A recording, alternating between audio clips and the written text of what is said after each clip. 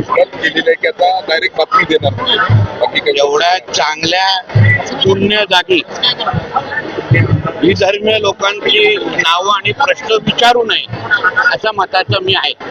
जे हिंदू धर्माचा द्वेष करतात, जे आमच्या महाकुंभाला नावं ठेवतात, त्या अशा विधर्मी लोकांचं नाव तुम्ही एवढ्या पवित्र स्थानी कसं घेता हा माझा तुम्हाला उपप्रश्न आहे.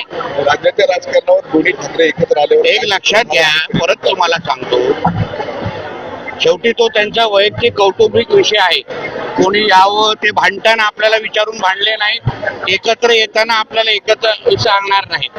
पण खरं म्हटलं तर डिनो मोरियावर होणाऱ्या ज्या कारवाया आहेत, जी मातोश्रीची सून म्हणून त्याला ओळखतात, त्या प्रकरणावरून लक्ष हटवण्यासाठी या दोघांना येण्याची चर्चा सुरू आहे.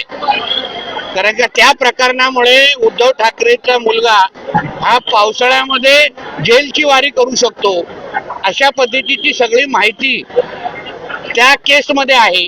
कारण का डिनो मोरिया हा संध्याकाळी कोणाबरोबर बसायचा, उठायचा, कोणाबरोबर त्याचे भावनिक आणि कदाचित शारीरिक संबंध असू शकतात, हे सगळ्यांना माहिती आहे. आणि म्हणून या त्या सगळ्या प्रकरणावरून लक्ष विचलित करावं, दुसरीकडे हटावं, आणि म्हणून हे सगळे वक्तव्य देण्याचा कार्यक्रम आहे.